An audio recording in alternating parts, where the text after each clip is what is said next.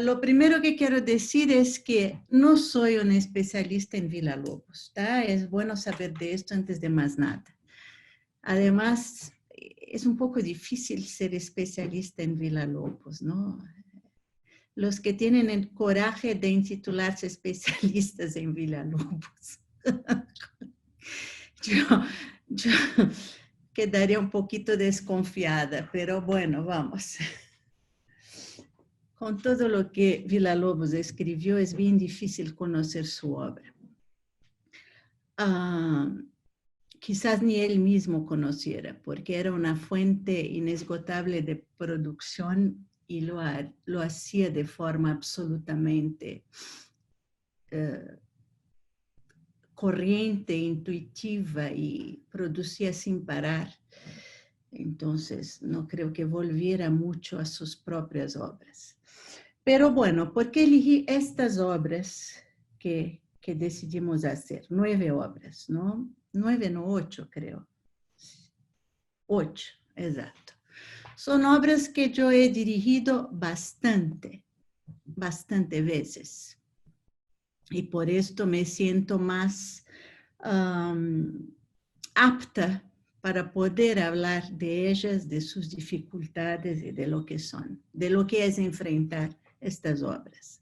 Excepto las Baquianas 2, que dirigí muy poco, pero a pedido de Elena la hago. Yo dirigí varias veces el cuarto movimiento, el trenzinho caipira, pero las Baquianas completa no me acuerdo de haberla dirigida alguna vez. Las otras obras no, tuve bastante convivencia con ellas, así que, o sea, esta intimidad con la obra me hace, me da una cierta seguridad para entrar en el mundo de Villalobos y comentarlo con ustedes, ¿no? Además, son obras muy significativas e importantes. Yo dirigí mucho más obras de Villalobos, pero elegí estas porque estas son realmente significativas y de una importancia cabal, ¿no? Bueno, yo voy a poner para guiarme un poco, porque si no uno se pierde, como ahora me estoy perdiendo. Yo voy a poner un PowerPoint. Así nosotros vamos siguiendo un rotero. ¿Está bien? Bueno. Comparto mi tela. Mira, me pueden interrumpir a cualquier momento para preguntar cualquier cosa. Caso yo sea capaz de contestar, con mucho gusto. Bueno, entonces, como ustedes saben, y el profesor Paulo de Tarso ha dado una excelente clase que yo asistí después, las baquianas brasileñas que son el comienzo de este nuestro enfoque. Hoy vamos a ver la 2, la 4 y la obra Uirapuru. Entonces, hagamos un recorrido rápido por las baquianas. Son 9 suites, ¿no? Suites, obras formadas por partes que no tienen una estructura sinfónica, son suites, todas ellas son así, y con diferentes orquestaciones, como también lo es la serie de los choros de Villalobos, ¿no? Cada obra tiene una particularidad y son únicas. ¿Cómo hago para...? Es solo clicar. Muy bien. Déjame cerrar esto. Ok. Bueno, entonces, como ustedes deben saber, el título Baquianas Brasileiras, dado por Villalobos a la serie de 9 suites compuestas para diferentes grupos, como dije, instrumentales y vocales, remite directamente a la música de Johann Sebastian Bach, ubicando la obra en la corriente neoclásica de la primera mitad del siglo XX. Como el profesor Paulo de Tarso muy bien comentó con ustedes, me gustó mucho el comentario que él hizo ubicando todos los procesos de neoclasicismo que ocurrieron en el comienzo, la mitad del siglo XX, mejor diciendo, ¿no? Y las baquianas se infieren también, digamos, en esta corriente estética. Fueron escritas entre 1930 y 45 y según el musicólogo José María Neves, brasileiro, inician la fase neoclásica de Villa-Lobos.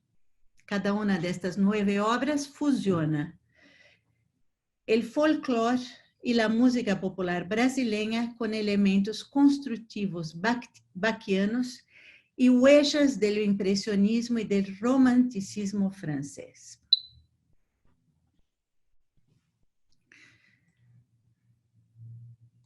Bueno, acá tenemos algunos comentarios de estudiosos, de musicólogos que estudiaron la obra de Villa-Lobos, especialmente las baquianas.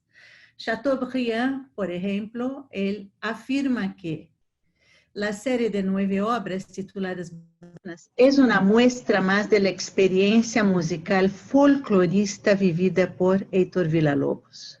El compositor buscó una síntesis entre las matrices musicales brasileñas y la estética de Johann Sebastian Bach, a la que imaginativamente consideraba un trasfondo folclórico de todas las naciones. Esto Villa-Lobos decía mucho, ¿no? Era una de las afirmaciones comunes de él, que en Bach se reunía el folclore de todo el mundo. Era una música universal. Según la investigadora Ermelinda Paz, refiriéndose al nombre que se le da a esta serie musical, el compositor encuentra analogías entre la invención musical de Bach y la música popular brasileña, y de ahí deriva su enigmático título para las baquianas.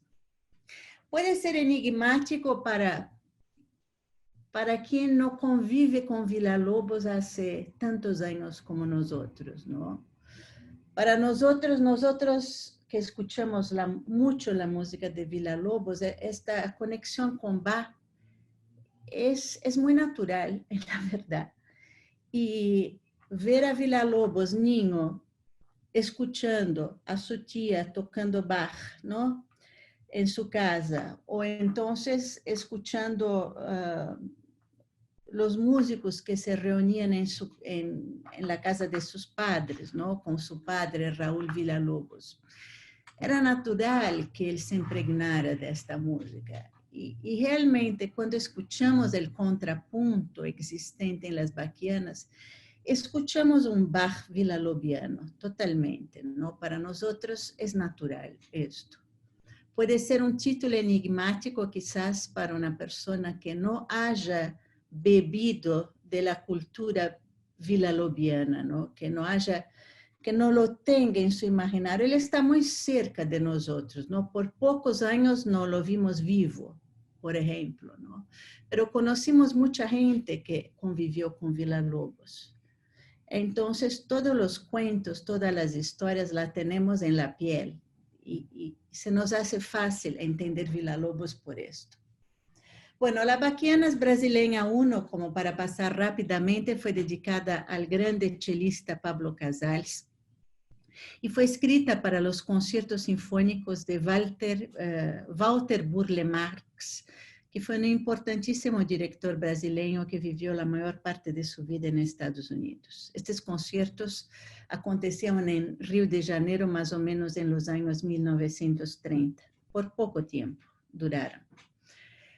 Compuesta en 1930 para conjunto de 8 violonchelos, tuvo su primera interpretación dirigida por el propio Villa-Lobos en septiembre de 32. Son estos movimientos: introducción, embolada, preludio, modinha, fuga, conversa. Siempre los movimientos de las baquianas, como ustedes saben, llevan 2 nombres. Un nombre que es un nombre clásico, digamos, de la literatura musical universal, y un nombre brasileño. Vamos entonces a entrar ahora directamente en el escopo de esta conferencia, que son las Baquianas Brasileiras número 2. ¿no? Entonces, esta obra, esta importante obra, fue compuesta en 1930 y tuvo su primera audición mundial en septiembre de 1934. 2 años después, en el segundo Festival Internacional de Música de Venecia. bajo la dirección de Alfredo Casella, este importante director, ¿no? Si ustedes ven acá en el diapositivo, pueden ver el afiche de este Festival de Venezia, 8 a 16 settembre 1934, ¿no? Y acá estas baquianas brasileras fueron estrenadas. Esta obra foi dedicada à sua esposa, Arminda Villa-Lobos, a famosa Mindinha, e foi editada em 1952 por Editorial Ricordi de Milão. La Baquianas Brasileña 2 tem 4 movimentos. El Prelúdio, o Canto do Capadócio, Área, Canto da Nossa Terra, Dança, Lembrança do Sertão, e Tocata, o trenzinho do Caipira. A instrumentação desta obra, bueno, é uma instrumentação clássica com a exceção de sax tenor, tá? Sax barítono, e uma série de instrumentos de percussão. Ganzá, chocalhos, pandeiro, reco-reco, matraca, caixa clara. Bom, triângulo é normal, plato também, tantã, bombo, celesta, piano e puertas, todo esto normal. La novedad son los ganzá, los chocalhos, pandeiro, reco-reco, matraca, etc. ¿Tá? Bueno, es importante entonces saber que esta incorporación de instrumentos nativos, o a veces no nativos, pero comunes en la música popular brasileña, es una característica del estilo villalobiano, de su orquestación. Acá podemos ver, por ejemplo, un ganzá. Ganzá es este, no sé si ven con la flechita acá, este como tubo cilíndrico, metálico. Estes son chocalhos, ¿no? Y este es un reco-reco, ¿tá? Que es tocado con una madera que se le fricciona. Es importante también saber que fueron hechas transcripciones y arreglos de las baquianas número 2. El preludio, por ejemplo, tiene una versión para cello y piano, la aria una versión también para cello y piano, la danza una versión para piano y la tocata, cello y piano. También es muy interesante notar que a pedido de esta bailarina y coreógrafa Madeleine José, no sé cómo se pronuncia, Villa-Lobos describió textualmente los movimientos de las baquianas brasileiras número 2 para un montaje de un ballet inspirado en la obra, titulado Mancenilha, a flor que embriaga, ¿tá? Embriagar es emborrachar. Entonces, Mancenilha, la flor que emborracha. Este ballet fue hecho en 1953. Acá podemos ver la bailarina que encomendó, digamos, no la obra, pero para quien Villa-Lobos describió, o sea, creó un programa para las Baquianas 2. Es interesante también saber que la mancenillera es un árbol muy venenoso, una de las plantas más mortíferas del mundo, ¿tá? De hecho, tiene un récord oficial en el Free of Guinness Records como el árbol más peligroso del mundo. Entonces, esta mancelinera, esta flor, tiene esta característica, es importante saber. Y quería contar para ustedes, que quizás esta no es una información muy corriente, ¿cuál fue el programa que Villa-Lobos escribió para esta obra, para ser bailado, ¿no? Entonces, acá esta descripción es del propio Villa-Lobos. Vasto sertão arenoso y tropical. Para quien no conoce Brasil, es difícil imaginar lo que es el sertão, ¿no? el sertão, como pueden ver acá en esta foto que tiene este cielo rojo y estas plantas secas, ¿no? El sertão es un lugar bien desértico en general. También tiene vegetación, pero una vegetación muy particular. Y la sequedad es una característica cruel de esta región, ¿no? Que hace sufrir mucho a la gente que vive ahí. Entonces, vasto sertão arenoso y tropical, en un crepúsculo velado de muchos colores, de atmósfera densa y misteriosa, la luna va surgiendo grande y melancólica. Muchachas e muchachos sertanejos. Sertanejos são aqueles que vivem no sertão, tá? Então, este nome não há como traduzir. Há que saber que o sertanejo é o habitante del sertão, tá? Entonces, muchachas y muchachos también no es una buena traducción. Yo hice la traducción, así que me perdonen. Son como hombres y mujeres jóvenes, ¿no? Lentamente caminan tambaleándose, indiferentes al tiempo y a todo. Una cabocla muy trigueña, con una flor roja y blanca en la mano, aparece contoneándose, meneándose, envolviendo a los muchachos y desaparece. Los sertanejos vuelven a caminar lentamente, tambaleándose hasta caer uno tras otro. ¿Tá? Entonces, este corresponde al primer movimiento. Entonces, es interesante esta lectura que él hace para este ballet. La aria, el segundo movimiento, él describe de la siguiente manera. La luna más alta en el horizonte. Un caboclo bronceado y fuerte como si fuera un cangacero. Cangacero, si ustedes ven esta figura acá al lado, eran estos guerreros del nordeste de Brasil, ¿no? Eran peleadores, eran hombres matadores. Como si fuera un cangacero, aparece de repente en busca de alguien. Los hombres de los bosques, somnolentos, intoxicados, gateando, desaparecen. El caboclo da vueltas, haciendo signos cabalísticos. A su llamada atende un grupo de sertanejos bronceados, mujeres y hombres con apariencia de brujos. Empieza la macumba. La cabocla morena reaparece con la flor roja y blanca en la mano. Baila agitando el cuerpo y seduciendo al caboclo bronceado. El perfume de la flor emborracha a todos. Danza. La luna, alta en el infinito.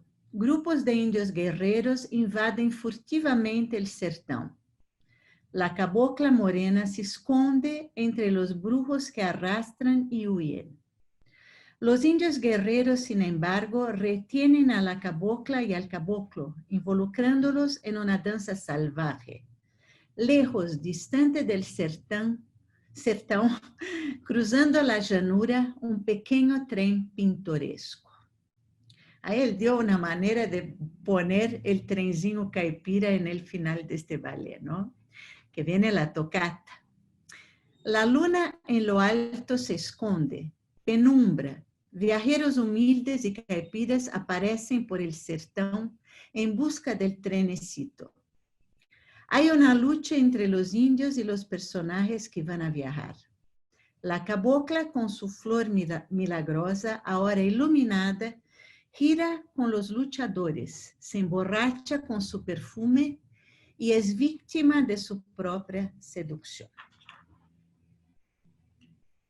Bueno, entonces vamos ahora a la obra en sí, sin este amparo del programa para el ballet de 1953, ¿no? El primer movimiento de la obra se llama O Canto do Capadócio.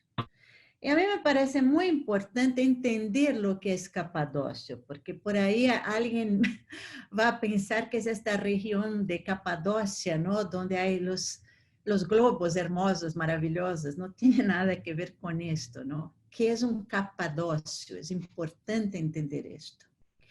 Según Villa-Lobos, el capadócio es un tipo de variadas manifestaciones psicológicas, sentimentales y dramáticas, líricas, patéticas y trágicas. ¿Tá? Nóbrega, un musicólogo, describe el capadócio como un tipo urbano hábil y fresco, fértil en los expedientes, mentiroso y impostor.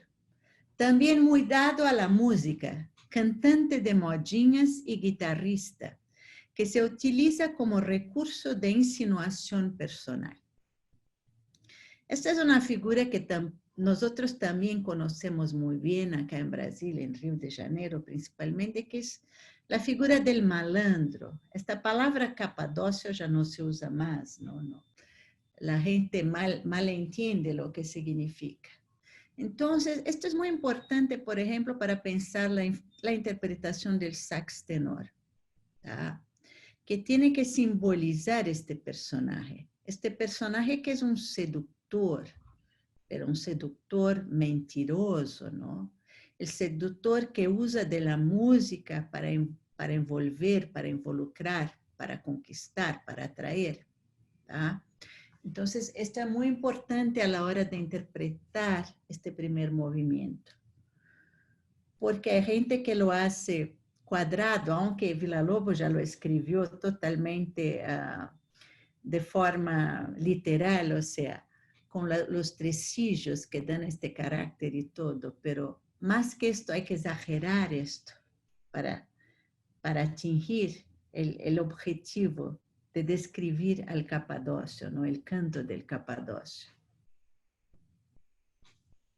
Yo quería poner un poquito para que no se cansen de escucharme. Vamos a escuchar un poquito, por ejemplo, la interpretación de Isaac Karabichevsky, de este canto del Capadócio, que es maravillosa. Así vamos a entender un poco este personaje increíble y cómo Villa-Lobos trató de personificar por medio de la música un personaje tan interesante.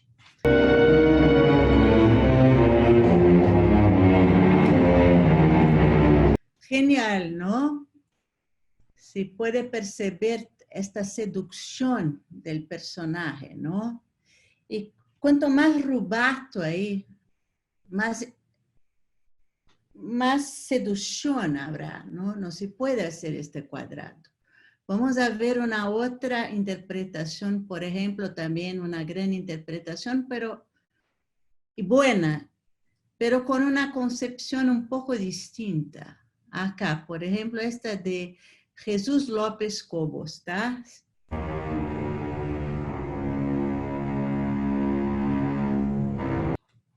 Bueno, ahora quiero que ustedes me digan, ¿cuáles son las diferencias? Esto me suena más a Wagner, la segunda interpretación. Ah, ¿no? sí. Se queda mucho más en este ámbito romántico, ¿no? Y el otro, y estaba pensando en la interpretación del sax. No sé si tiene que ver también la utilización del vibrato y la utilización del tipo de caña. Ajá. ¿No? O sea, allí nos pasa mucho, lo puedo hacer la comparación, cuando hacemos sones de mariachi o el propio danzón de Márquez, cuando utilizamos el vibrato de las trompetas, que es muy ortodoxo o muy popular. Bueno, pienso en eso en comparación con esta mezcla de la interpretación de música popular llevada a la música de concierto. Digo, tal vez me parece perfecto, Rey. Me parece perfecto porque sí, se ve que el sax que tocó en esta orquesta de Cincinnati no tiene en su cultura psicológica este sonido de la música brasileña, del sax que toca en un chorão, que vamos a hablar de esto en la última reunión, que eran los chorões. Un sax que toca en un grupo de chorinho no Brasil, ¿entiende? No tiene en su psicológico este sonido. puede hasta aprender la técnica, quizás, ¿no? Alguien con alguien, como decís, un mariachi, por ejemplo, como decís. Alguien puede aprender con un mariachi cómo tocar la trompeta de forma estilísticamente correcta. Pero mismo así, esta persona va a tener que vivir entre los mariachis mucho tiempo, caminando por la calle, comiendo las comidas y tomando las bebidas que ellos tomen, escuchando las historias para realmente incorporar este sonido de manera real y no técnica. Pero es posible, pero es esta la diferencia, ¿no? Muy bien, muchas gracias. Y como decís, la sonoridad tiene una sonoridad más clásica en el segundo caso, ¿no? Un factor importante que da eso, por ejemplo, si ustedes observan en el compás 6, el compositor puso la indicación appassionato. En la versión de Cincinnati no te escuchaba nada apasionado. Parecía un chico tímido, con miedo de no sé qué. Nada que ver, ¿entiende? Estes tipos son corajudos, son bravíos, ellos penetran, ellos van adelante. Es otro carácter.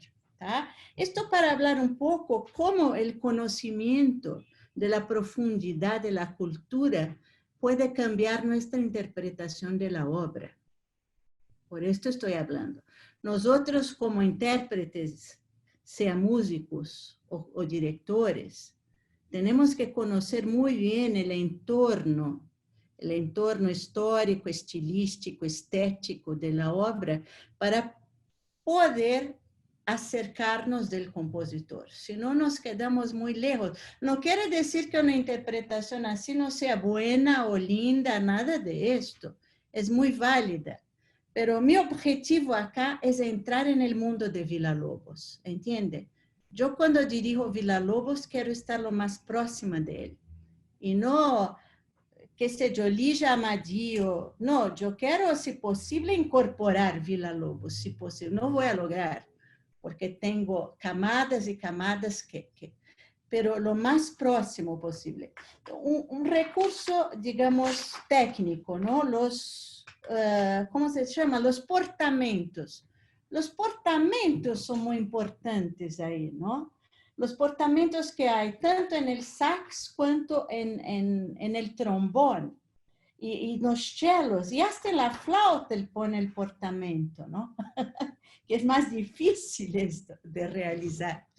Sí, es un reto técnico para poder realizar esto, ¿no? Maestra, yo Pero, quería ¿sí? comentarles por la pregunta que hacía, que yo sentía que en la primera interpretación como que es mucho más callejera, ¿no? O sea, mucho más desenfadada, mucho más de la calle, ¿no? Del personaje como tal. Sin embargo, en la segunda yo lo sentí en un ámbito como más jazzístico, ¿no? Como si estuviese buscando ese color del instrumento hacia una intimidad, donde la armonía, está pensando en una armonía que busca, que se cuide mucho, ¿no? Exactamente. Cada fraseo que se hace, pero incluso se resultó un color muy a lo de Debussy, ¿no? Fue lo que se cambió. Rey Alejandro sintió como Wagner, tú sentiste como Debussy. De igual manera, ninguno de ustedes sintió como Villa-Lobos, ¿no? Esta es la cuestión. ¿ah? Tenemos que el director tendría que hacer esto sonar como Villa-Lobos, ¿no?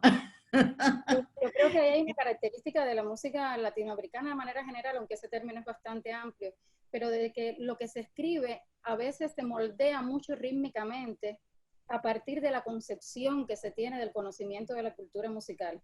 O sea, totalmente, muy bien totalmente. escrito, ¿verdad? Muy marcado, pero depende de esa interpretación el giro que se le va a dar en el fraseo, ¿no? Y eso es lo que lo va a distinguir. Entonces, es mi punto de vista.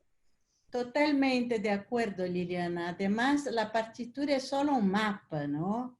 Realmente es. La grafía musical es incapaz de absorber todas las nuances que quiere un compositor. Principalmente las relativas a estilo de interpretación.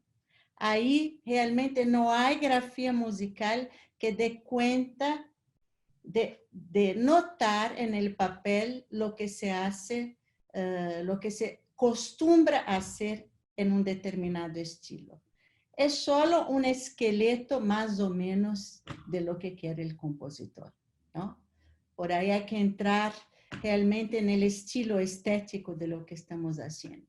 Bueno, yo les mostré un poco esto para que entiendan la complejidad de interpretar Villa-Lobos, ¿no? Vamos a seguir entonces porque el tiempo después se torna corto, ¿tá?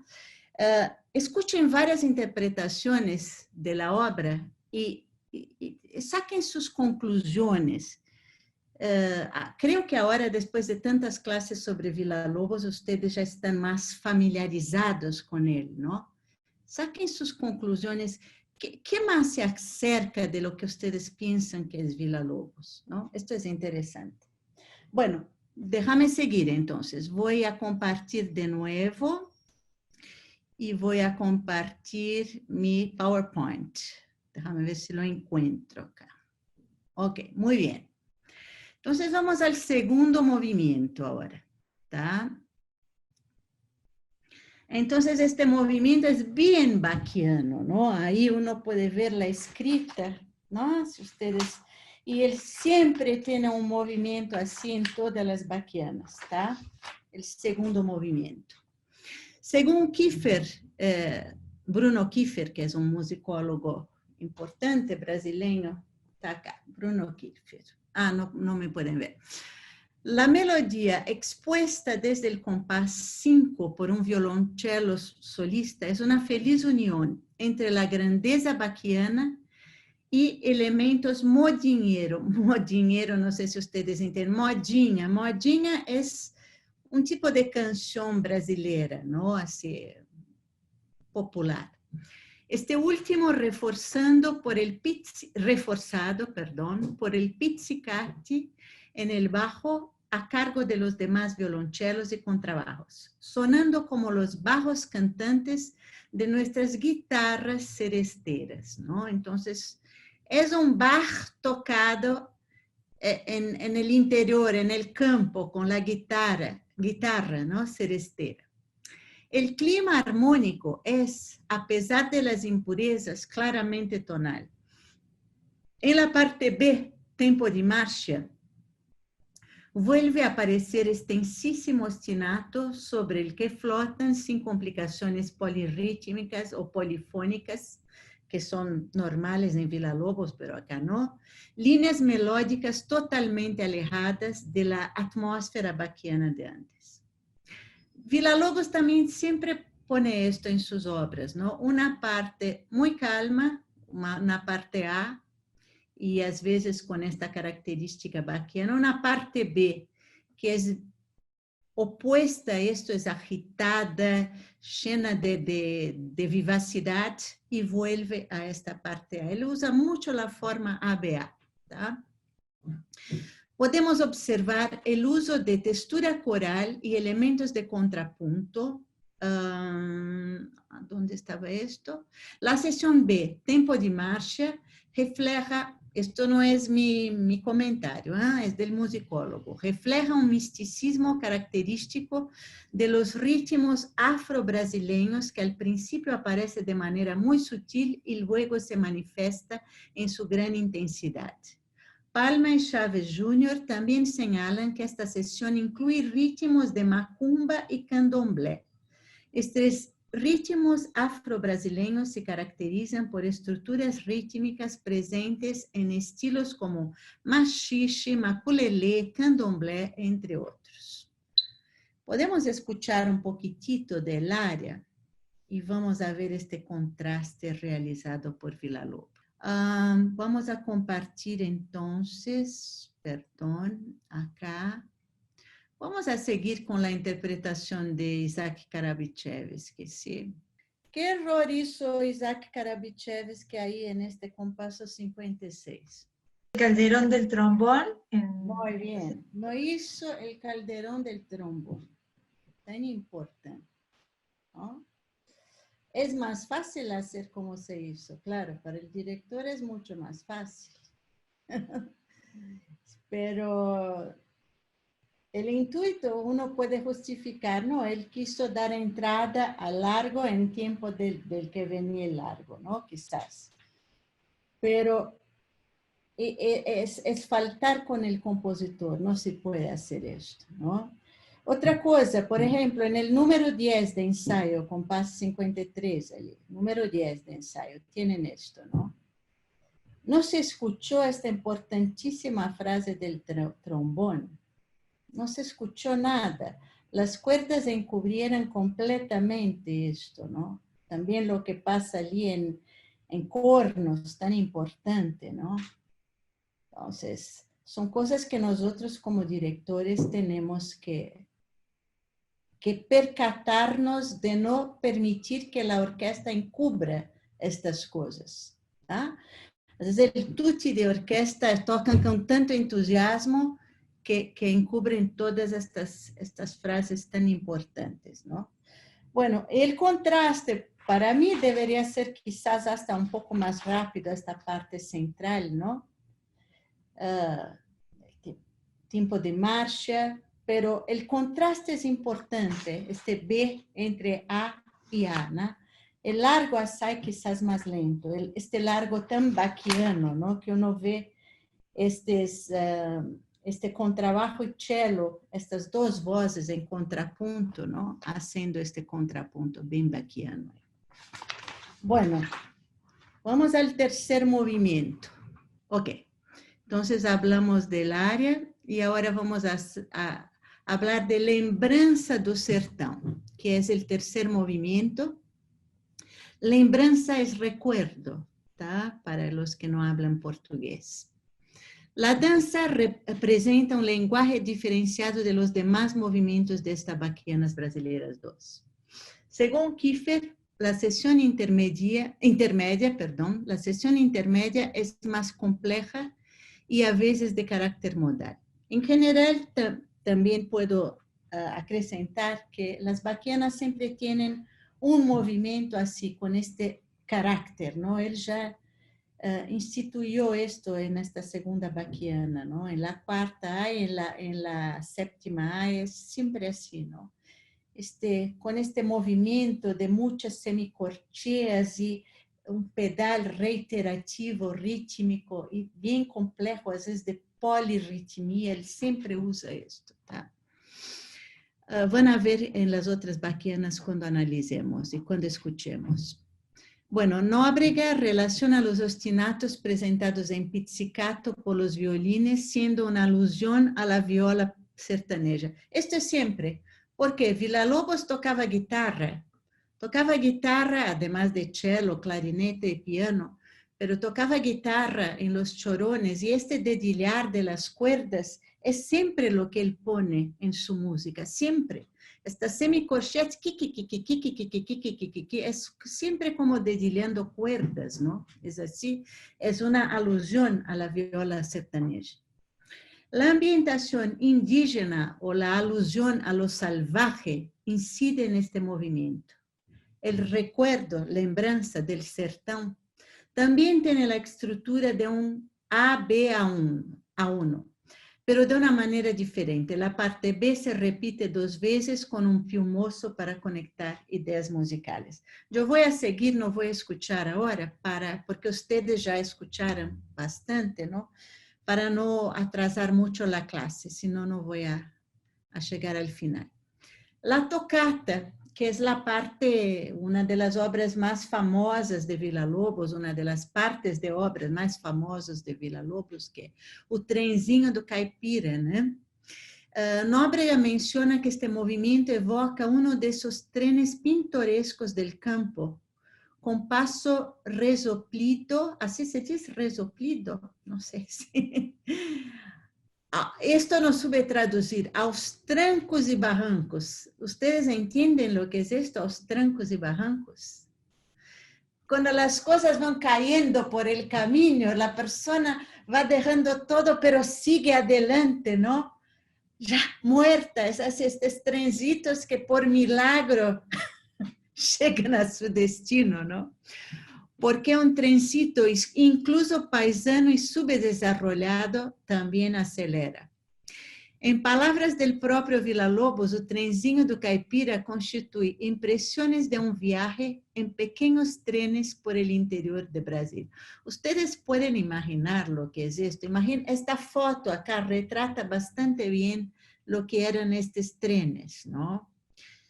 Chegando en estes lugares minúsculos y todo esto, ¿no? Y es maravillosa la descripción musical que Villa-Lobos hace de estos trenes. Es realmente increíble, de una arte composicional única, ¿no? Este cuarto y último movimiento tiene una estructura diferente, ABA1, que se repite en los primeros, o sea, diferente de esta estructura que se repite en los tres primeros movimientos, como vimos. Todos ellos eran ABA1.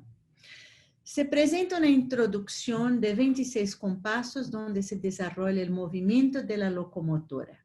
A continuación, tenemos la exposición del tema que se presenta 2 veces en la obra, intercalada por una transición. Tras reexponer el tema, se presenta una vuelta a la apertura centrándose en el movimiento de la locomotora con carácter conclusivo. Yo sé que todos ustedes conocen muy bien este movimiento, pero vale la pena escucharlos juntos para observar el arte de este gran compositor de pintar musicalmente una escena, ¿no? Él realmente, cuando uno escucha la música de Villa-Lobos, uno ve también, es algo increíble, ¿no?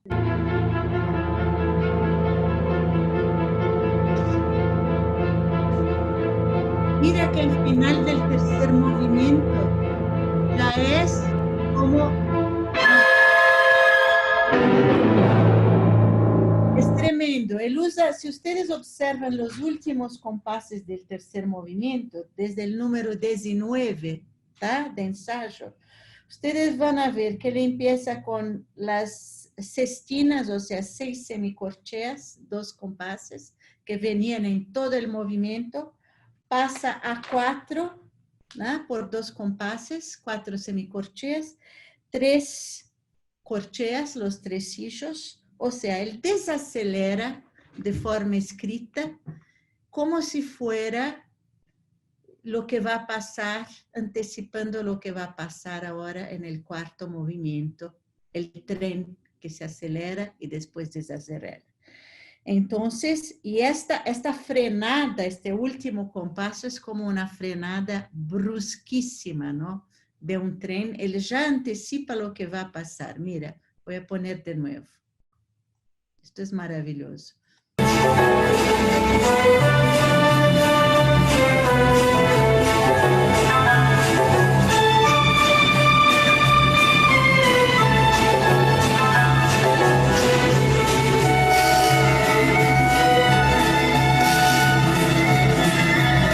Yo paro ahí para preguntar una cosa. ¿Qué les parece este clarinete ahí, en el lugar que estamos? ¿Está bien interpretado esto?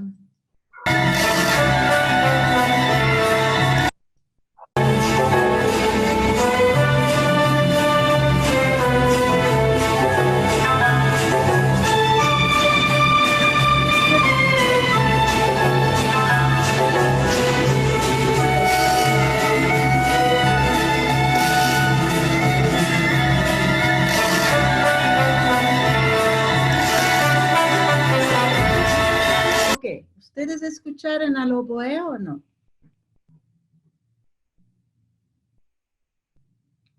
No, no se escucha. Está mal, hay que escuchar, ¿no? Mira cómo él puso el oboe ahí, en trino y haciendo contrapunto con el clarinete, ¿tá? El número 8 de ensayo. Mira qué importante. El clarinete ahí tendría que ser mucho más irritante. Tiene que ser como una sirena, una bocina. ¿Tá? Está suave. Como que faltaría el regulador que está también, no se oye. Totalmente, Jorge, justamente, tiene que ser gritante esto, tiene que hacer Incluso, mucho más creciendo. perdón, no sé si está bien porque escuchamos a través de la pantalla, pero me da la sensación que el regulador lo hace al revés de lo que está escrito en el clarinete. Sí, casi así, exactamente. Muy flojito.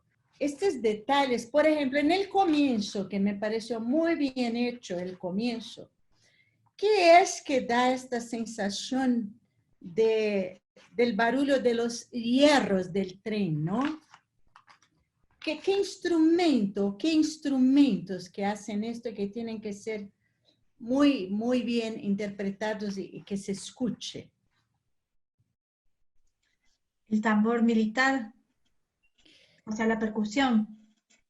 Mira, es la percusión, pero mucho más los chocalhos y el ganzá que el tamburelo, o sea, la raganela, todos estos, recu, todos estos instrumentos, y principalmente el metálico, el ganzá, que da esta, voy a volver un poquitito para que escuchen ali, vamos a ver si acá.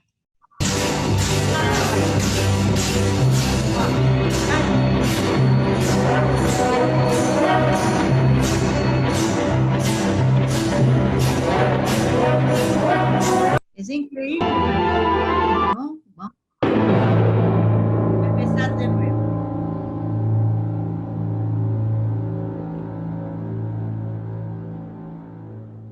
Mira, si ustedes escucharan cómo esta es una grabación, ellos interrumpieron y después comenzaron con el cuarto movimiento. Esto en la interpretación no me parece deseable.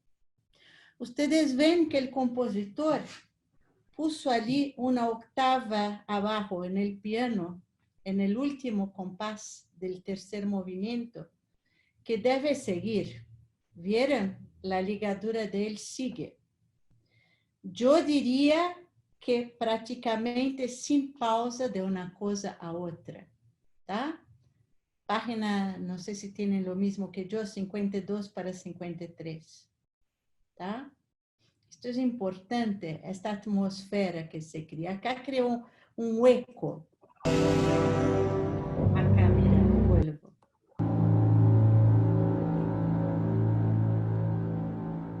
Silencio, cortado, obstruido.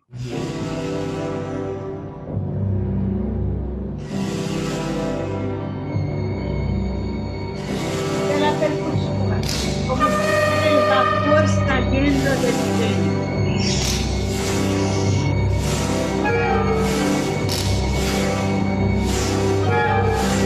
Y también la flauta y el clarinete, porque esas maderas todas caras, la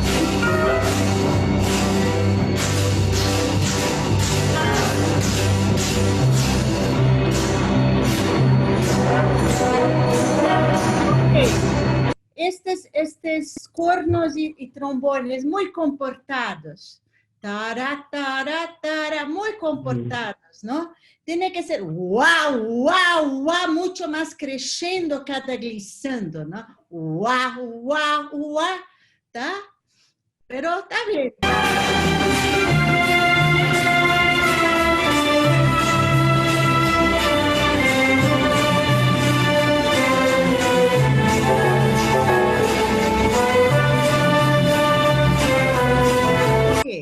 ¿Qué está mal en esta grabación? Yo no digo la interpretación porque uno no sabe si es la interpretación o la grabación. ¿Qué está mal? ¿Qué podía ser mejor? Y creo que las cuerdas están tapando, por ejemplo, que hay solos del saxo barítono o la trompeta en fa, que creo que por el timbre se debería escuchar un poco más. Jorge, Sí. totalmente de acuerdo, es esto mismo. O sea, cada vez él quiso cambiar el timbre. Puso el sax tenor una vez con, no, barítono, perdón, el sax barítono con las cuerdas, después puso el primer corno, después puso el primer trombone, O sea, el timbre tiene que cambiar. Es como si uno estuviera mirando en la ventana del tren y cada vez ve una cosa, un detalle diferente, un color. Allí está más amarillo el campo, allí está más verde, allí hay una árbol seca. ¿Entiende? Esto es importantísimo, bravo Jorge, exacto. La grabación no permite que se escuchen estos instrumentos, solo se escucha una pasta de cuerdas. ¿Tá? Muy bien, vamos a seguir.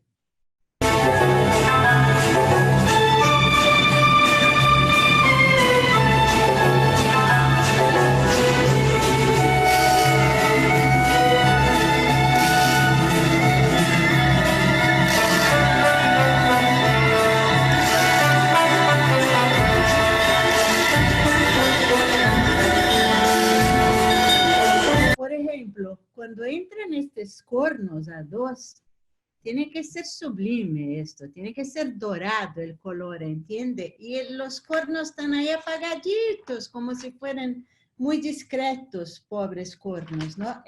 Son dos cornos en fortísimo que él pide. Mal se escuchó. Y como dijo Laura, los reguladores están invertidos, están decreciendo para el agudo en vez de crecer. Sí.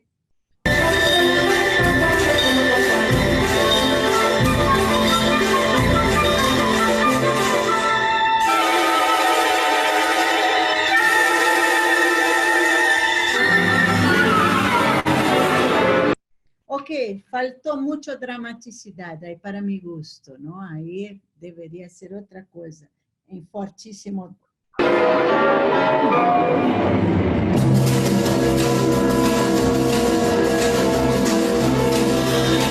Ok, vamos a tomar la otra grabación y vamos a escuchar de ahí más o menos hasta el final a ver las diferencias, ¿tá? Vamos entonces con Cincinnati. Vamos a ver dónde está.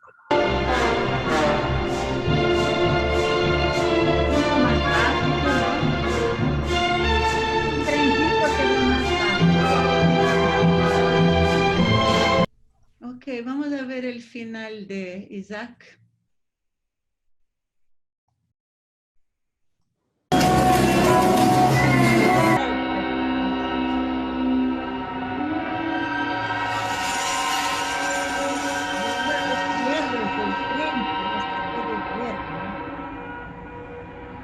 El freno.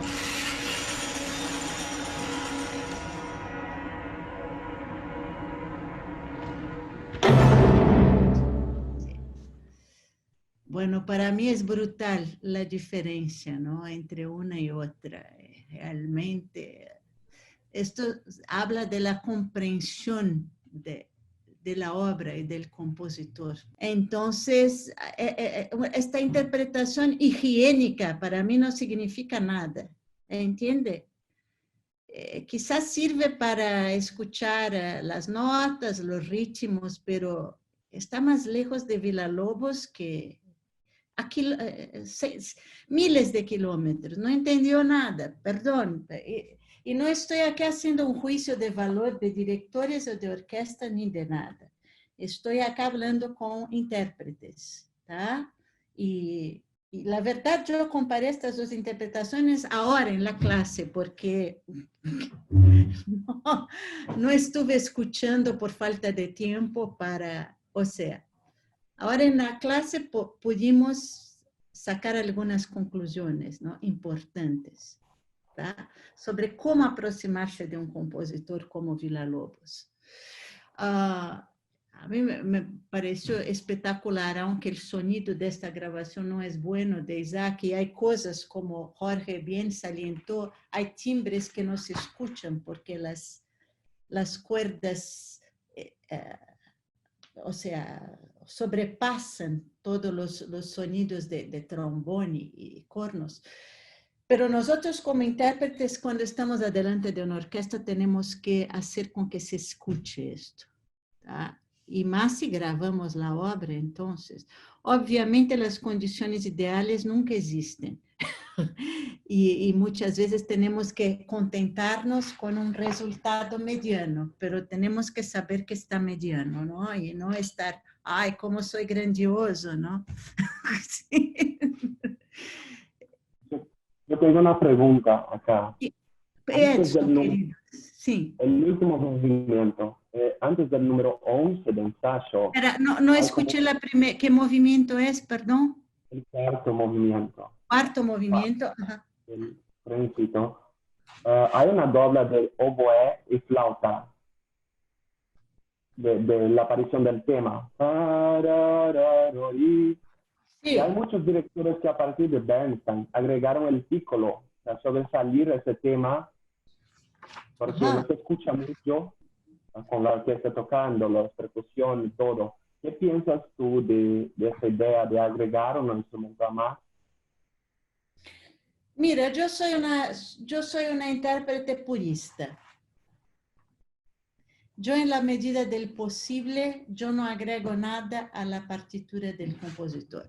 Cuando sabemos que la edición es buena, ¿no? Porque también una mala edición no es confiable. Pero digamos, si la edición es fidedigna y tenemos un texto del autor, es como Beethoven, ahora estoy haciendo todas las sinfonías de Beethoven, y bueno, hicieron tantas cosas, ¿no? El propio David Machado, cuando dirigía doblaba todas las maderas, hay gente, esto para hablar de un brasileño, ¿no? Karajan hacía modificaciones, Mahler ni hablar, que cambiaba todas las, o sea, actuaba como compositor, pero yo como soy una mediocre directora y nada más que esto, yo me quedo en la sombra del compositor y no me animo a Ahora, Bernstein, obviamente, era un gran compositor y él podía sentirse en el derecho de modificar un texto de otro gran compositor, ¿entiende? Quizás no le gustaría si alguien cambiara su propio texto, pero qué sé yo. Quizás él se sintiera ofendido, pero en relación a los otros lo hacía, ¿no? Yo prefiero no acrescentar nada, Edson. Esta es mi postura siempre. Yo pienso que sí tenemos que promover los equilibrios necesarios. Esto es nuestro papel. Si no se escucha, porque el resto de la orquesta está muy fuerte. Esta es la cuestión. Entonces, yo siempre corrijo estos problemas con equilibrios dinámicos entre los grupos, entre las voces. Solo esto. ¿Está, mi amor? Lilia, Okay. aprovecho ese pasaje, el 8 antes 11, sí, 8 antes 11. ¿Sí? Hay dos cosas que me perturban. Bueno, hay más, pero tres P's en las cuerdas, violines, violas, en esos tresillos. Está la duda, ¿seguimos haciendo los tresillos de negra en esas cuerdas ligadas? Seguimos haciendo eso. Luego están antes del 11, 6, 7, que aparecen varias cosas de medida que vienen siendo como la cruza del 1 al 2. No está entendiendo, Rey. Entendí lo que me hablas de los tres pianos, sí. Ahí es la prueba conclusiva que Beethoven no necesitaba, que Villa-Lobos no necesitaba un piccolo, Edson. Claro, Porque claro. pone la flauta en fortísimo, el oboe en forte y el resto de la orquesta ahí en pianicísimo, tres P's, ¿no? Sí. Entonces, era para se escuchar con flauta y oboe. Si están tocando pianísimo, ahora se están tocando forte o mezzo forte, se escucha poco, ¿tá? Ahora, Sí. Rey Alejandro, ¿y Sí. comparas esta parte con qué parte, por favor? No entendí. Ahora viene otra, una duda de solfeo. 7 antes 11, vienen tocando los violonchelos, digamos, divididos en tresillos, ¿no? Ajá. Y luego el contrabajo tiene una medida que matemáticamente no coincide, pero además tenemos en el triángulo una semicorchea. Pareciera que todo cayera igual o se mide igual.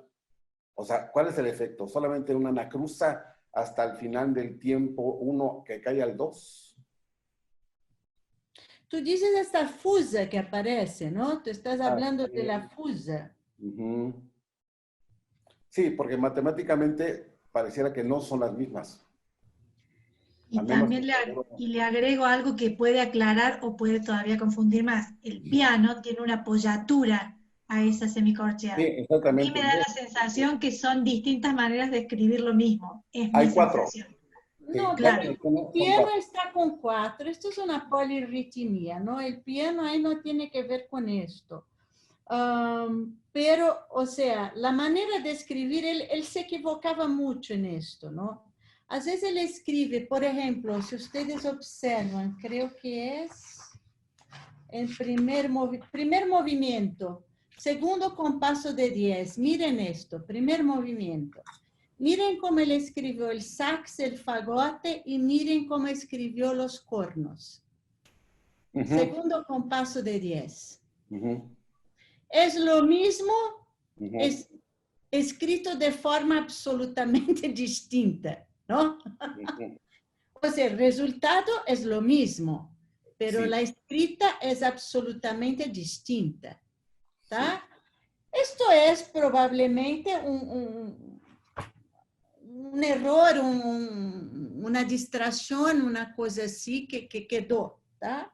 Okay. Ahora, acá es una pregunta muy importante esta, Alejandro, y yo realmente no sé contestarte. No sé si él quiere que el cello realmente haga ahí una cosa con una semicorchea pontuada con una fusa, ¿tá? Ele viene en este movimiento, ¿no? Y ahí tiene que parar. Es difícil, pero probablemente él quiere este efecto que en el tímpano él puso simplemente como una cuarta semicorchea. Cada lugar está de una manera distinta, ¿vieron? Igual que el bajo. Como yo no soy Villalobos, yo no te puedo contestar. Yo tengo que decidir como directora, ¿no? Esta es la cuestión. Yo no sé lo que él quería exactamente, ¿tá? Okay. Quizás este pro, porque va a quedar varias, si hacemos exactamente lo que está escrito, no va a quedar junto, Okay. ¿tá? O sea, el piano, ni el piano va junto con el tímpano, por ejemplo, ¿no? Ni el piano, porque el piano viene después del tímpano, digamos, porque la apoyatura viene después de 4 semicorcheas. El piano podría ir junto con el contrabajo, por ejemplo. El cello, para tocar esto, pobrecitos, infernal. Además no se oyen. Yo diría que es un efecto de hacer ¡tada! Articulación. De articulación y de susto ahí, de fuerte, de aparecer. Y quizás no van a estar todos absolutamente juntos, pero en esta velocidad va a sonar como juntos. ¿Entiende? Él, por ejemplo, me parece que él no quiso cambiar la sestina del cello, que venía en 6, ¿no? 6, 6, 6, 6, pero quiso decir, acá ustedes van juntos con los contrabases, ¿verdad? Okay. Papá. O sea, él quiere esto, él quiere que se acentúe y que se haga algo distinto. Y como yo dije, la partitura es un mapa, pero no tiene todos los detalles, ¿no? Yo diría esto, sin estar con mucho preciosismo. Después, por ejemplo, si ustedes vieren el tímpano más adelante, aparece como fusa y no como semicorchea. Yo pienso que el correcto es esta fusa. Es la fusa, definitivamente. Por ejemplo, antes de 11, 1, 2, 3, 4, 5, 6, 7, aparece como semicorchea y no como fusa, como los contrabajos.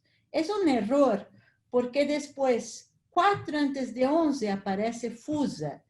1 antes de 11 aparece fusa. Entonces, esto ya es una pista que la fusa es lo correcto, Rey Alejandro. Ok. Que ahí es un error. Y como este error hay muchos, ¿entiende? Yo contesté muy rápidamente sin mirar al resto, pero el resto nos da la respuesta. Es Bien. una fusa. Esto es lo correcto. Es un problema de edición, habría que editar eso ahí, ¿no? Sí, Hugo, la verdad, estas cosas ya fueron editadas por un maestro llamado Roberto Duarte. No sé si esta edición es de Milano, la que tengo yo, por ejemplo. Es la edición de probablemente 59 por ahí, o sea, no fue reeditado, no está corregido. Y como estos erroresitos hay muchos otros. Bueno, pasamos rápidamente por la tercera, solo para decir que es una baquianas para piano y orquesta, ¿tá? Compuesta en 38 y estrenada en 47, con un pianista que trabajaba mucho con Villa-Lobos, que era José Vieira Brandão. Yo también ya dirigí varias veces esta baquianas, es maravillosa, pero no vamos a analizar en esta clase. Y vamos a la cuarta baquianas, entonces. Bueno, esta es una de las obras que más me gustan dirigir, de Villa-Lobos. Hay dos versiones de esta obra, la primera para piano y la segunda para orquesta. La versión para piano fue compuesta a partir de 1930 y estrenada en 39 por el mismo pianista José Vieira Brandão.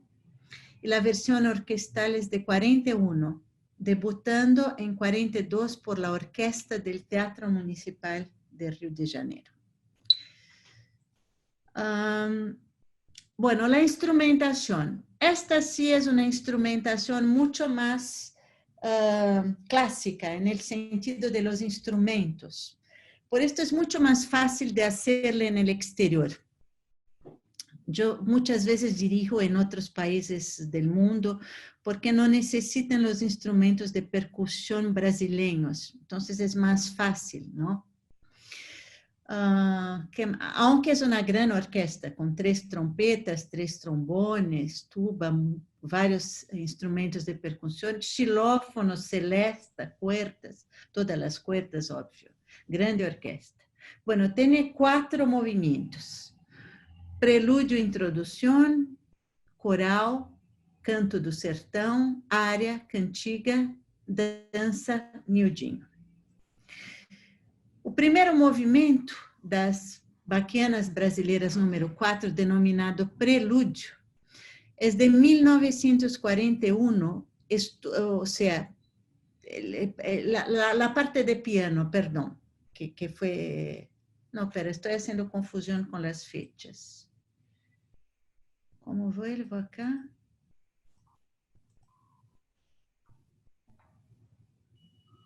No sé por qué acá está escrito de 1941. Porque primero él compuso para piano. Quizás sea un error esto, después tengo que averiguar, ¿tá?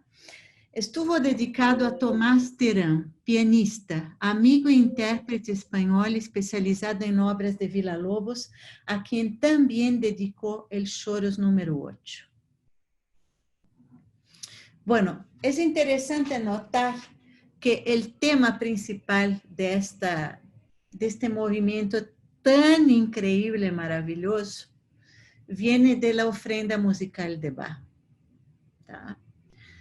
Entonces, si ustedes ven este compaso, acá es el primer compaso de la Baquianas 4, ¿no? Y que tiene esta relación intervalar, terça, segunda, ¿tá? Esta séptima, y bueno, es el mismo intervalo del tema regium o tema real de la ofrenda musical. Si ustedes ven, es idéntico, ¿sí? El la que está acá corresponde al si que está acá y el fa al sol. O sea, los 1, 2, 3 primeros compases de la ofrenda musical son las mismas relaciones intervalares utilizadas por Villa-Lobos en en el primer movimiento de la baquianas número 4. ¿Tá? Seguimos. Vamos a escuchar un poquitito de esto, ¿no? Que esto presenta siempre muchas dificultades. En todas las orquestas del mundo que yo he dirigido estas baquianas, siempre es un problema cómo decidir los arcos de este primer movimiento. ¿Tá? Vamos a ver algo aquí para escuchar. Vamos a ver una baquianas 4 acá. Baquianas 4. Acá, pues con Isaac, ¿qué se ve? Ok.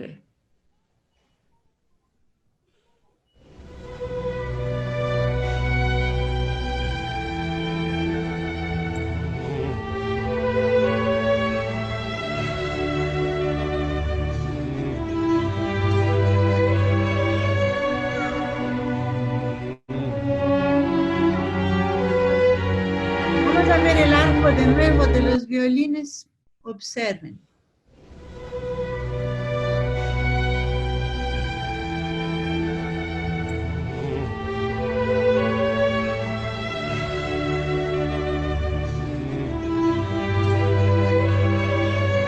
También la cuarta, ¿por qué? ¿No?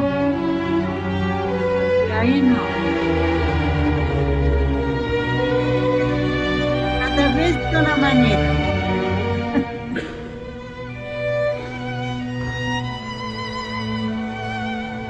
Que carga más.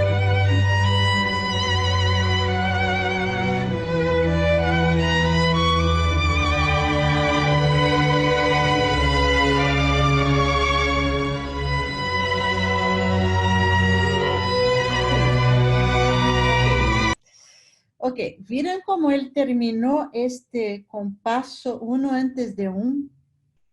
O sea, ni terminó la frase, prácticamente subió arriba del compaso anterior. Vamos a ver esto, mira.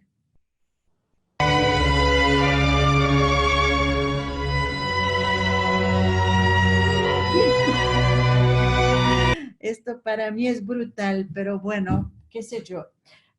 No hay coherencia, yo tomé una grabación cualquiera, no hay coherencia en la ubicación de los arcos. Y esto es un problema serio que aparece mucho cuando vamos a dirigir las orquestas. Porque los músicos quieren entender cómo es el fraseo. ¿Tá? Y como Villa-Lobos escribe mismo de formas distintas, olha, si ustedes observen, dependiendo entonces de la edición, es más diferente todavía. Nosotros tenemos que decidir ahí cómo hacer el arco. ¿Tá? En el comienzo, uno ve que él cambió, por ejemplo, en el sol. Mira, primer compaso, miren.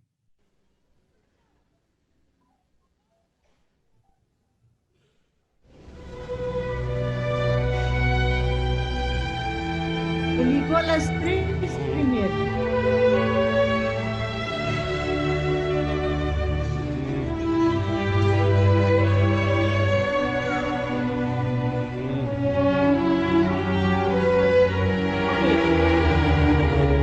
Solamente en el cuarto compaso él hizo el arco escrito por Villa-Lobos, ¿verdad? Solamente. ¿Ustedes se están dando cuenta o no? El cuarto compaso, sí. Perdón, nos cuesta un poco ver porque sale como entrecortado el sonido con la imagen. Por eso no se ve bien. No entendimos si hace 3 y 3, así. Sí, no él está haciendo si, re, fa, sol, fa. Esto él hace, ¿tá? O sea, él hizo las tres primeras notas con un arco y el sol y el fa con el otro. Hizo 2 arcos por compaso, ¿tá?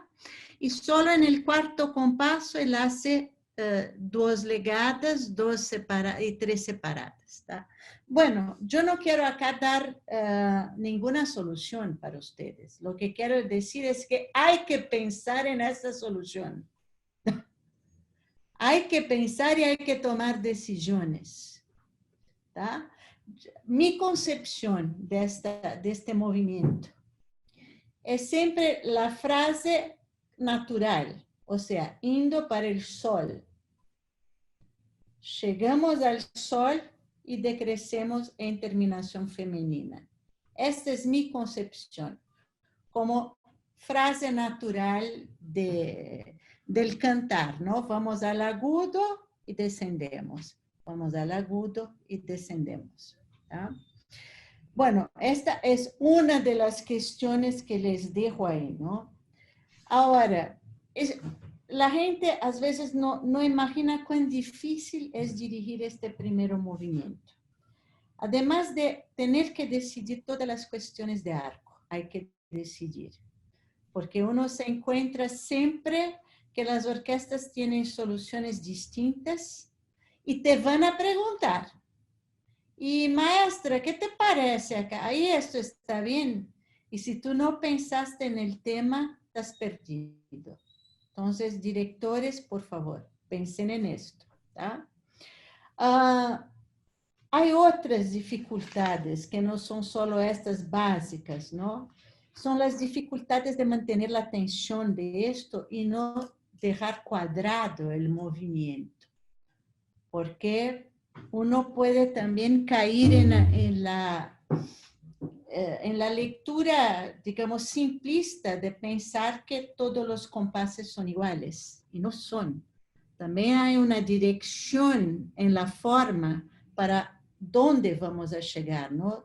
Y los microclímax y los grandes clímax, microclímax y grandes clímax. Y peor, hacer la repetición de todo esto después.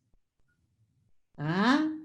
Es otra cuestión muy importante, cómo hacer la repetición de todo esto. ¿Vamos a hacer todo igual de lo que habíamos hecho? ¿O vamos a introducir diferencias? No existen respuestas, pero tienen que saber lo que quieren. ¿Tá? Y en esto va a residir la originalidad de tu interpretación. Y tiene que tener un porqué. ¿Por qué lo quieres así? ¿Tá? Cualquier cosa puede tener una justificativa, pero tiene que ser real y existir dentro de ustedes. Esto es una de las obras más difíciles y más hermosas de Villa-Lobos, esta primera parte. Después vamos al segundo movimiento. Sí, Bueno, ¿qué hora es? puedo comentar alguna. Sí, Que acá en la repetición igual Villa-Lobos nos da una punta, bueno, un mezzo forte y después hay un piano, o sea, hay una diferencia ya incluso del de Matisse. ¿A dónde, mi amor? Página que pone el piano, o sea, ahí ya nos está dando una pauta, hay una diferencia de esa. Tú dices en el número 3, allí. ¿En qué número? Antes del 2. Ah, 1, 2, antes 3, del 4.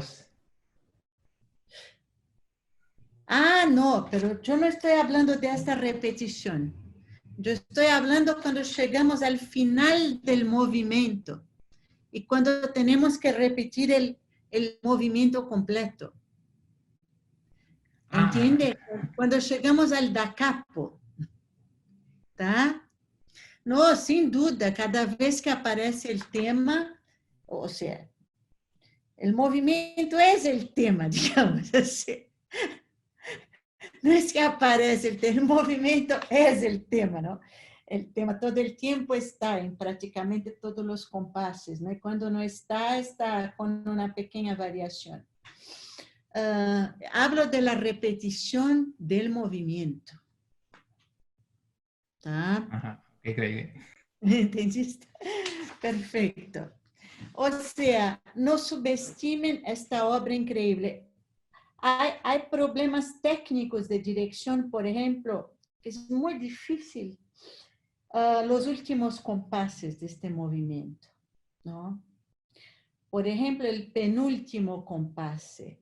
la atención que tiene que se dar a estos chelos, las primeras voces, ¿no? Que hacen este fortísimo, ¿tá? Antes del resto de la orquesta hacer la semicorchea en fortísimo. Es muy difícil dirigir esto. Muy difícil. ¿Tá? Entonces, estas cosas ustedes tienen que pensar en la solución y tener mucha conciencia para hacerla. Además, estos chelos tienen que crecer ahí, además de entrar en fortísimo, tienen que crecer, esto tiene que escucharse. Y después ellos finalizan allí, la última finalización es de ellos en tres partes, ¿no? Entonces, todo esto para el director es realmente muy importante. Vamos al canto del sertão, entonces, que es la segunda y que tiene cosas muy interesantes. Entonces, es importante saber ahí la conexión directa que tiene este movimiento con la ofrenda musical de Bach, ¿no? Y el carácter casi sacro, casi religioso que tiene esto. Vamos al segundo movimiento, que es tan interesante. El segundo movimiento, Canto do Sertão, estuvo dedicado a José Vieira Brandão, amigo, assessor e intérprete de obras de Villa-Lobos. Según Tarasti, este movimiento se basa en una canción católica del nordeste de Brasil. Yo desconozco, sinceramente. Esto es una opinión de un musicólogo. Para Wright, que es otro musicólogo, este movimiento es un canto nostálgico del sertão, reforçado por la chamada omnipresente y solitaria de la araponga, el pájaro herrero del sertão, escuchado como si bemol continuo. Es muy importante, queridos, saber que este si bemol que aparece ahí en el xilófono y en la flauta y en otros instrumentos después, imita esta ave, esta araponga. Si uno no sabe de esto, no va a poder interpretar bien esto. Y yo ya vi muchas interpretaciones que están lejos de imitar la sonoridad de este pájaro, que es irritante, que es terriblemente irritante, ¿tá? Si sale un xilófono así agradable, está mal. No es esto, ¿tá? Ok, Nóbrega, en su libro As Baquianas Brasileiras de Villa-Lobos, en relación a este movimiento, dice que tumbado en su hamaca, en la tarde modorrenta, no sé cómo traducir esto, una tarde calurosa, perezosa, que estamos allí en la hamaca, el sertanejo escucha un canto doloroso, sin brillo y sin pasión, casi indiferente, mientras la araponga puntilla la melodía con su voz percusiva. Al analizar la versión orquestal de este movimiento, Palmas y Chávez también se refieren al canto de una araponga. Mira, esta foto aquí es para que ustedes entiendan un poco lo que es el sertão del Nordeste. Es un paisaje así como esta que ustedes ven acá, ¿tá? En este paisaje está este pájaro cantando. Este es el pájaro, la araponga, ¿tá? La araponga es un pájaro cuyo canto es fuerte y estridente. En algunas regiones brasileñas a esta ave se la conoce como herrero o herrador, por la similitud de su grito con el golpe de martillo sobre un yunque. Debido al sonido agudo que se produce, se destaca este sonido de martilleos y golpes entre tantas aves. Para esta investigación no se encontraron discursos villalobianos de referencia a tal ave. Sin embargo, esta hipótesis es plausible en sentido ya que no está mal esta traducción, en el sentido que el canto de la araponga puede ser considerado el canto do sertão. Esse canto dessa ave é considerado o canto do sertão, tá? Em geral. Aceptando esta hipótesis, el uso constante de esta nota puede considerarse una alusión a la Araponga. Acá son más paisajes del sertão para que ustedes entiendan lo que es, ¿tá? Y yo ahora, antes de ir al tercer movimiento, quiero que ustedes escuchen el canto de una araponga, de verdad. Y después vamos a escuchar un poco una interpretación. Vamos a escucharla entonces.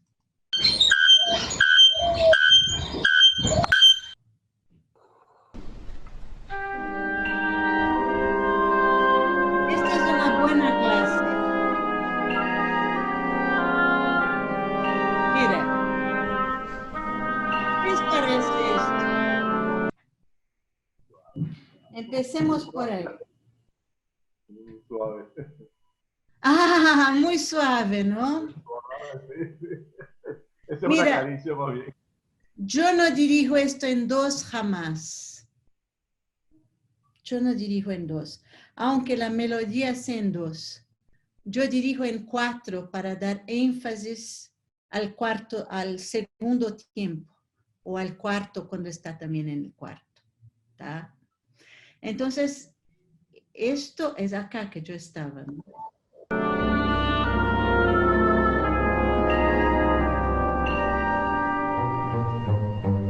Busquemos un director. Ligia, y veía en esa grabación que comenzó en el minuto 4, o sea que no repitieron el primer movimiento, que suele durar 8 minutos, 7 minutos. Sí, dura 7 minutos y poco cuando se repite, ¿no? Claro.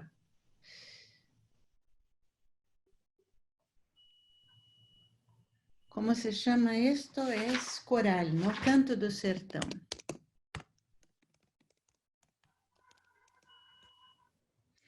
No tiene. Bueno, entonces tenemos que hacer nosotros una buena grabación. Una buena grabación tiene que llevar en cuenta esto, queridos. Este canto de la araponga. ¿Tá? Yo dirigí mucho esta obra en todo el Líbano, en Israel, en Tailandia, en muchos lugares. Y la gente siempre tiene la tendencia de hacer este xilófono con miedo y la flauta.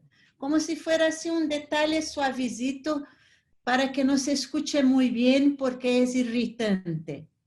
Entonces tengo que explicarles y siempre entienden. Les explico que es una ave muy estridente, muy irritante y que tiene que estar ahí continuamente como infernizando. Yo siento mucho esto donde vivo ahora en Montevideo, porque yo vivo adelante de la plaza principal de la ciudad, al lado de la presidencia de Montevideo, de Uruguay. Y todos los días, hay manifestaciones acá adelante de mi departamento, con fuegos de artificio y con los tambores. Y yo estoy estudiando acá en la mañana y esto me va irritando, y me va irritando, y me va irritando de una manera que pienso que a un momento voy a tomar a alguien por el cuello. Es lo mismo esta araponga. O sea, uno está haciendo, el sertanejo está haciendo su vida lá en su hamaca, en su red, descansando, qué sé yo, o trabajando en la tierra. Y este pájaro del sertão le está acordando todo el tiempo de la dureza de la vida. ¿Tá? Y le está ahí entrando, golpeando. Es tan importante esto, porque después la persona a veces comete violencias y no sabe por qué. Es porque hay esto, la naturaleza también a veces te lleva a esto, las condiciones de la vida y todo esto. Y esto está expresado en la música de Villa-Lobos. No es una música para diversión, es una música que tiene un contenido de realidad sociológica muy fuerte, ¿tá? Muy fuerte. Él lo tenía natural, no era un predicador, mucho al contrario, era un músico que estaba interesado solo en hacer su vida. Pero como tuvo una vida bastante dura, él lo tenía natural todo esto, él lo sabía, principalmente el nordeste de nuestro país, porque es un lugar de un sufrimiento terrible. Entonces, este es un movimiento increíble que yo amo hacerlo. Qué pena que no tengo alguna grabación mía acá para mostrarles. Bueno, vamos a la área, al tercer movimiento. Vamos a ver ahora alguna interpretación de esto. Muy bien. El tercer movimiento. O sea, no encontramos una única buena interpretación del segundo. La área cantiga está dedicado a Silvio Salema, que es este cantor que está acá en la foto, que trabajó para Villa-Lobos como intérprete desde la década de 1910. Así, en 1932, este cantor fue designado por la Superintendencia de Educación Artística y Musical, SEMA, como asistente técnico de Villa-Lobos y profesor de canto orfeónico. Según el catálogo digital actualizado en 2009, Villa-Lobos, su obra, la canción itabaiana es parte del ciclo de canciones típicas brasileñas, compuesto por 13 canciones basadas en el folclore brasileño. Sin embargo, 3 de ellos no se imprimieron en el ciclo, incluyendo Itabaiana, que según el catálogo referido se basó en un tema sertanejo de origen indígena da Paraíba, que es Ó Mana, Deixa Eu Ir. Itabaiana. Esta área que dice que es una canción típica de Paraíba. Paraíba es una provincia del noreste de Brasil. Esta sería una canción, digamos, folclórica, que se chama Ó Mana, Deixa Eu Ir. Ó mana, deixa eu ir, ó mana, eu vou só. Ó mana, deixa eu ir para o sertão do Caicó. Es una canción que muy dolorosa, ¿no? De esta realidad de sertanejo que tiene que abandonar su casa, su familia para buscar trabajo en alguna parte, ¿no? Y dejar a esta gente hambrienta, faminta, con sed, en el medio de este desierto y en estas cabanas, ¿no? Entonces, es tremendamente triste esto. Y acá dice que Villa-Lobos ha utilizado esta canción de forma integral, ¿no? La sección A está compuesta por 32 compasos correspondientes a los 32 del canto de Itabaiana. Por lo tanto, es una cita literal, ¿tá? Villa-Lobos utiliza la misma distribución de voz, además que el mismo tono y el compás cuaternario sigue siendo el mismo. Y esta es la letra de la música, que es el tema principal del área, que empieza con los clarinetes, después con los violines, que vamos a escuchar ya. La letra es Ó Mana. Mana significa hermana, ¿tá? Ó hermana, deixa eu ir, déjame ir. Ó mana, eu vou só. Ó hermana, eu vou solo. Ó mana, deixa eu ir para o sertão do Caicó. Para um sertão, é uma parte deste estado. Eu vou cantando com uma aliança no dedo. Eu aqui só tenho medo do mestre Zé Mariano. Eu vou cantando com uma aliança no dedo. Acá solo tengo miedo del mestre Zé Mariano. Mariazinha botou flores na janela, pensando em vestido branco, véu e flores na capela. Mariazinha puso flores en la ventana, pensando em vestido blanco, el véu, não sei como se chama, e flores en una capilla, ¿no? No sé si él dejó la novia y no se casó, o si se casó y dejó la novia sola, o sea, es una canción de separación. Esto es, ¿tá? Vamos a escuchar un poco de esta canción porque Milton Nascimento la grabó. y es una maravilla. Mariazinha botou flores na janela, caigo. Ok, ahora vamos a escuchar esto mismo. Escucharon cómo está muy, muy suavecito.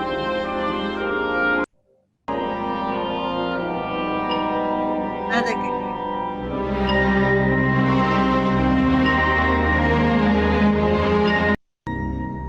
Ok, tercer movimiento.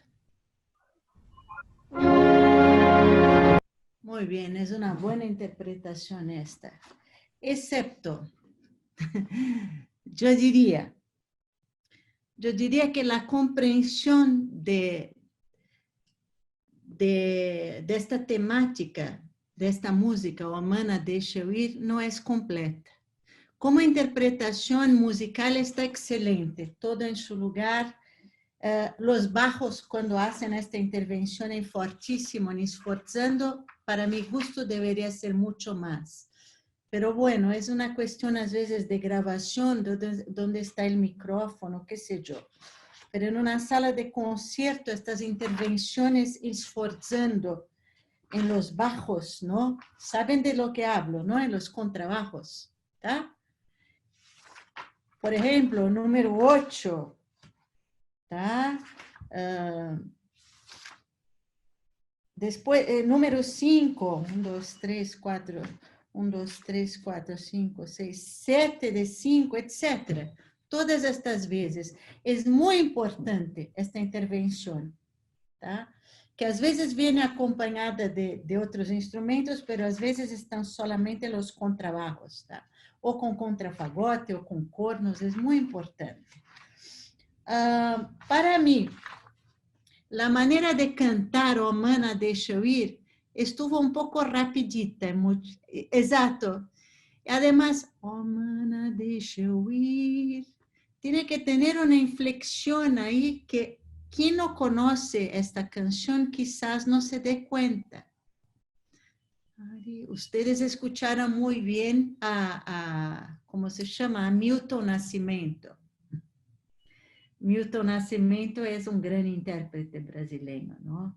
Y por ahí uno puede entender mejor cuál es el sentido de esto, porque está cantado por el violín, pero tiene que ser cantado por el violín, no tocado por el violín. Está cantado por el clarinete, tiene que ser cantado por el clarinete, ¿tá? Por el corno y todo esto, ¿tá? Entonces, es esto. Y para finalizar, vamos al cuarto movimiento.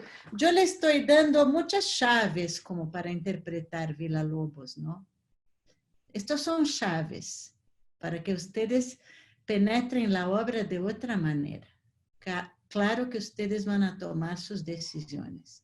Por esto somos intérpretes, para tomar decisiones musicales, ¿tá? El último movimiento, otra llave que les voy a dar, que a mí me costó mucho también entender lo que era el miudinho. ¿Qué es el miudinho? ¿Alguien me dice lo que es el miudinho? Es como una danza de señores, de señores de edad, del interior del San Paulo, ¿no? Es un paso de samba, Edson. Miudinho. Sí, como un danza de señores. No sé si es del interior de São Paulo, esto no sé decir, esta parte, no sé, es de samba, esto es samba. Y después, y hay miudinho en forró también, forró. Entonces, déjame explicar lo que es el miudinho. Entonces, el cuarto movimiento, llamado Danza Miudinho, estuvo dedicado a la gran pianista Antonieta Ruggie. Si el movimiento está dedicado a una pianista virtuosa, entonces se comprende el carácter virtuosístico de la pieza, en andamiento muy rítmico y vivo, característico del baile miudinho, que es una especie de samba de roda en andamiento acelerado. Otra característica del miudinho es la constancia rítmica que también utiliza Villa-Lobos en este movimiento mediante el uso enfático de semicorcheas a lo largo de la pieza. Entonces, quiero mostrarles ahora dos cosas. El tema principal que es cantado en este movimiento que se llama Vamos, Vamos Maruca, que quizás los que son de América Latina conozcan, es del comienzo del siglo. Pero interesante que yo encontré una grabación en una, ¿cómo se llama? Pianola, con este tema, acá. Que es un machixe, tá? Este es el tema principal de este movimiento. Vamos, Maruca, vamos. Vamos, Maruca, vamos.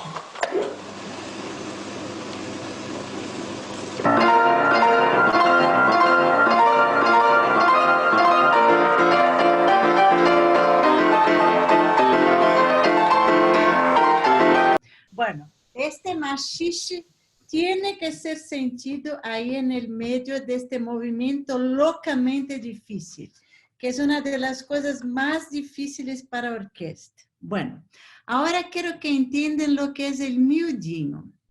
Pero vamos a poner el forró un poco, así ustedes ven.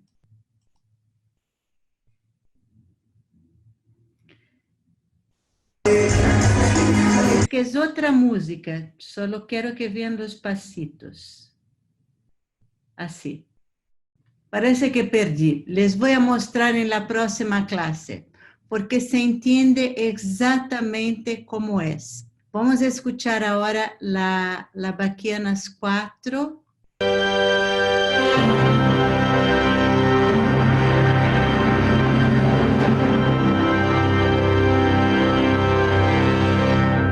Muy bien.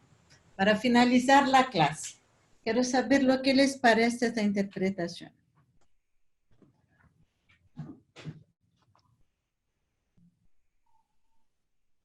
No me parece que tenga un sabor específicamente brasileño, me pareció un poco difuso, me recordó a música mexicana. ¿Por qué? ¿Por qué música mexicana, Beatriz?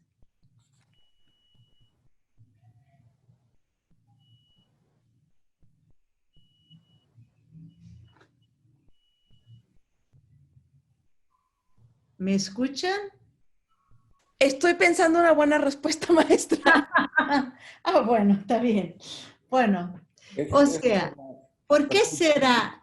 Mira, yo siempre lo hice así también como esta grabación, pero hoy, escuchando el miudinho, me cambié la concepción de la cosa. Y creo que es esto que Beatriz dijo. En este tiempo no se logra obtener esta cosa del bailar del miudinho. Quizás haciendo un poquitito más lento esto y que se escucha de las cuerdas, ¿no? Que va siempre 3 contra, o sea, son 4 semicorcheas, pero escritas en tirari, tarira, tirari, tarira, tirara, ¿no? Este sabor, quizás sea esto que falta. Yo quería mucho que ustedes vieran, pero les voy a mostrar en la próxima clase este video de cómo los sambistas hacen este miudinho, ¿no? Y quizás es esto. Entonces, quizás el tiempo es lo que va a definir bien el carácter ahí. Y nosotros no acertamos en el tiempo justo. Quizás sea esto. Ahora, ¿para quién ya ha dirigido esta obra de ustedes? Nadie. ¿Ya dirigiste, Natalia? En una masterclass. Pero ¿este movimiento o solo el primer movimiento? Todo, la hicimos toda la completa. obra. ¿Y qué encontraste de dificultad en esta obra, en este movimiento? ¿Fue fácil? ¿Fue difícil? ¿Cómo fue? Sí, no, fue difícil. De hecho, fue con una orquesta joven en Río, o sea, con todos músicos de ahí de Brasil. Pero realmente la tuvimos que armar por etapas. realmente sacando de contexto las cuestiones que hacen a la textura, que es bien compleja y que es sumatoria de cosas. Por un lado, trabajar mucho la cuerda, que es difícil, las pulsaciones que van diferentes entre los instrumentos, el canto de los metales, que no tiene que ver exactamente con lo que hacen las cuerdas. Es bien difícil para las cuerdas mantenerse en el tiempo estricto y no correrse. Entonces, una vez que está bien trabajada cada capa, entonces, bueno, empezar a trabajar la verticalidad y sobre todo los balances, porque si no se trabajan los balances queda una masa de sonido que no se entiende qué. En función de limpiar la textura, de hacerla clara, hay mucho trabajo para hacer.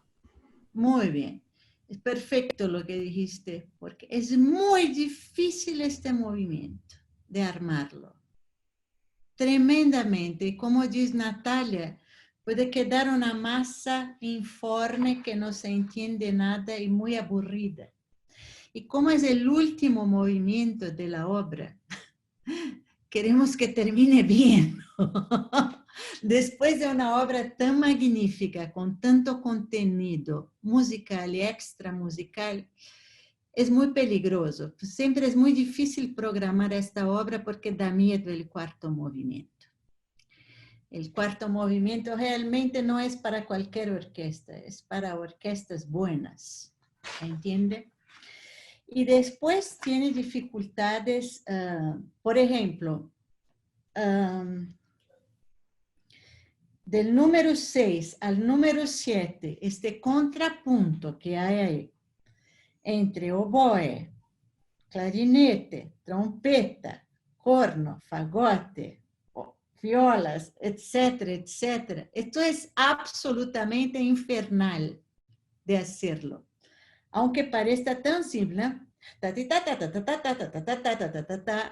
es casi imposible de hacerlo bien hecho, ¿no?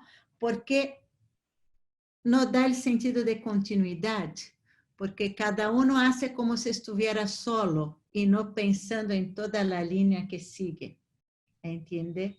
¿Tá? Entonces es tremendamente difícil.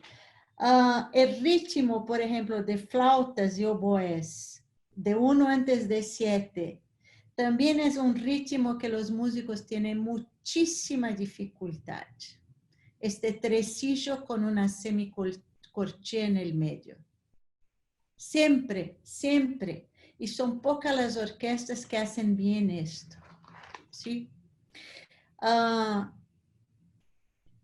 Si ustedes ven, todo es escrito contra el compaso, ¿no? Por ejemplo, allí la línea de los fagotes, como van, qué interesante ahí también, ¿no? Antes de 7 y por longo momento, longo rato, ¿no?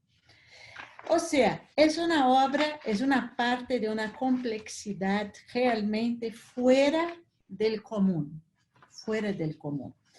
Les aviso cuando piensen en programar esta obra, ¿tá? Que hay que buscar intérpretes, buenas orquestas, si no, es mejor no programar, porque no va a salir bien esto, realmente es muy difícil, ¿tá?